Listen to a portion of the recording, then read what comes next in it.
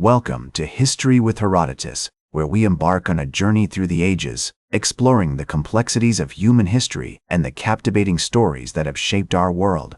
Today, we delve into one of the most fascinating and tumultuous periods in English history, the War of the Roses, a conflict that ravaged the land, pitted family against family, and forever altered the course of the British monarchy.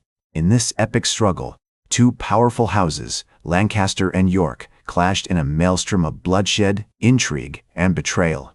The war's name, derived from the symbolic roses associated with each house, the red rose of Lancaster and the white rose of York, belies the depth of its impact on English society, politics, and culture.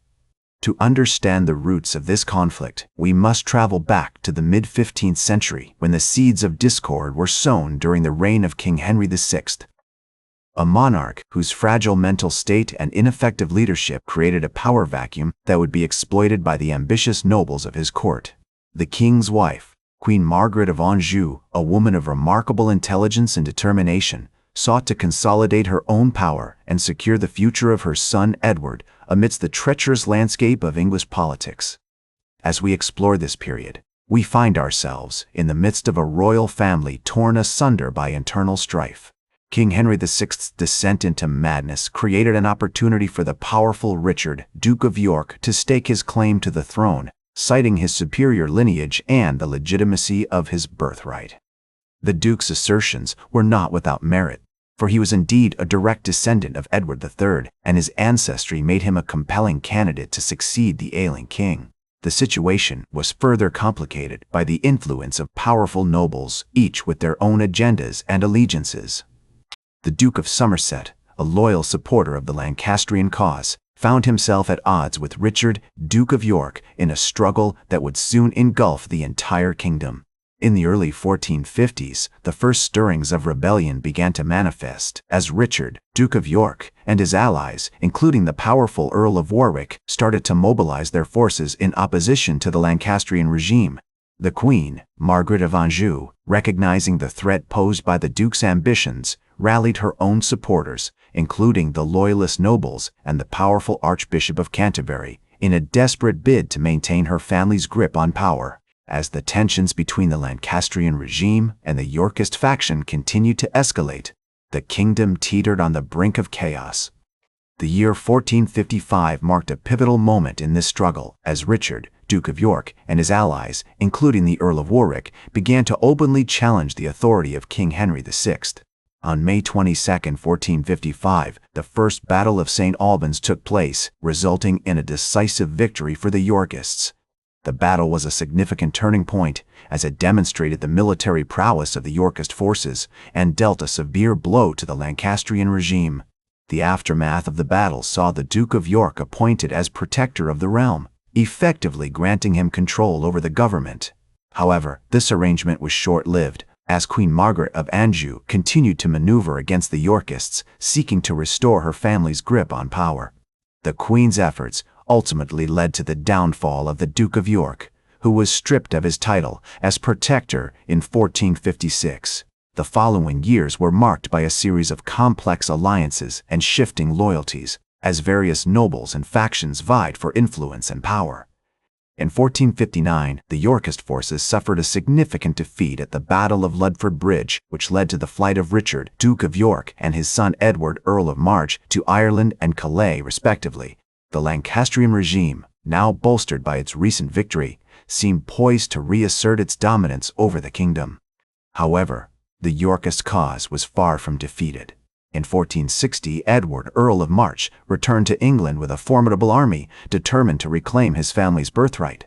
On July 10, 1460, the Yorkist forces achieved a crushing victory at the Battle of Northampton, which resulted in the capture of King Henry VI and the effective collapse of the Lancastrian regime. The early years of King Edward IV's reign were marked by a series of challenges as he sought to consolidate his power and establish a stable government.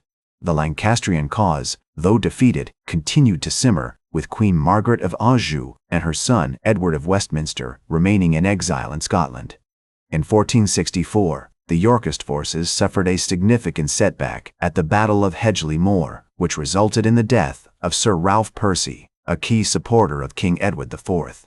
Despite these challenges, King Edward IV's position continued to strengthen as he navigated the complex web of alliances and rivalries that characterized the Wars of the Roses. The kingdom, though scarred by conflict, began to experience a measure of stability as the Yorkist regime established its authority over the land. As the king himself would later remark, the crown is not only a symbol of power, but also a burden of responsibility, a sentiment that would be tested in the years to come as the Wars of the Roses continued to unfold. The year 1465 saw the marriage of King Edward IV to Elizabeth Woodville, a member of a minor noble family. The union was a controversial one, as it led to the advancement of the Woodville family at the expense of other noble houses. As the 1470s dawned, the Wars of the Roses entered a new phase, marked by shifting alliances and unexpected betrayals. The Lancastrian cause, though defeated, continued to pose a threat, as Queen Margaret of Anjou and her son, Edward of Westminster, remained in exile, waiting for an opportunity to strike back at their Yorkist foes. In 1470, the Earl of Warwick, now aligned with the Lancastrians, invaded England with a large army, forcing King Edward IV to flee to Flanders. The kingdom was once again plunged into chaos, as the rival factions clashed in a series of bloody battles. On April 14, 1471, the Yorkist forces achieved a decisive victory at the Battle of Barnet, which resulted in the death of the Earl of Warwick and the defeat of the Lancastrian army. On May 4, 1471, the Yorkist forces clashed with the Lancastrians at the Battle of Tewkesbury, resulting in a crushing defeat for the Lancastrian army and the death of Edward of Westminster, the last hope of the Lancastrian cause. As the Lancastrian cause lay defeated, King Edward IV's position was further solidified by the death of Henry VI, who was murdered in the Tower of London on May 21, 1471. This event marked a significant turning point in the Wars of the Roses, as it eliminated any potential claimants to the throne and allowed the Yorkist dynasty to consolidate its power. The king's reign continued until his sudden death on April 9, 1483, which led to a succession crisis that would ultimately decide the fate of the Wars of the Roses. Edward IV's 12-year-old son, Edward V, was next in line for the throne, but his uncle, Richard III, had other plans. Richard, who had been a key figure in the Yorkist cause, began to consolidate power and eventually declared Edward V illegitimate, taking the throne for himself on June 26, 1483.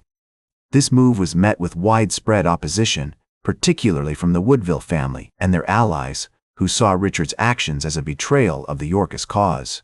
The final act of the Wars of the Roses played out in 1485, when Henry Tudor, a distant relative of the Lancastrian line, landed in England with a small army. Tudor, who would later become King Henry VII, defeated and killed Richard III at the Battle of Bosworth Field on August 22, 1485, marking the end of the Plantagenet dynasty and the beginning of the Tudor era. As Henry VII himself would later say, the right of kings is not just a matter of blood, but also of virtue and wisdom, a sentiment that reflected his own rise to power and the legacy of the Wars of the Roses. The Wars of the Roses had a profound impact on English history, leading to the downfall of the Plantagenet dynasty and the rise of the Tudors. The conflict also led to significant changes in the English monarchy, including the establishment of a stronger, more centralized state and the development of a more robust system of governance. As historian Polydore Virgil noted, the Wars of the Roses were a great calamity, but they also marked the beginning of a new era in English history, one that would be shaped by the Tudor monarchs and their legacy. Today, the Wars of the Roses are remembered as a pivotal moment in English history, a time of great upheaval and transformation. The conflict has been immortalized in literature, art, and film, with William Shakespeare's plays, such as Richard III and Henry VI, providing some of the most enduring accounts of the period. The Wars of the Roses have also had a lasting impact on English culture, with the rivalries and alliances formed during this time, continuing to shape the country's identity and inform its relationships with other nations. The legacy of the Wars of the Roses can be seen in the modern British monarchy, which continues to be shaped by the events of this period. The conflict also had a profound impact on the English language, with many words and phrases, such as Wars of the Roses itself entering the lexicon during this time. That's all for today's History with Herodotus. Remember to like, share, and subscribe. And until next time, remember that, to understand the present, we must first understand the past.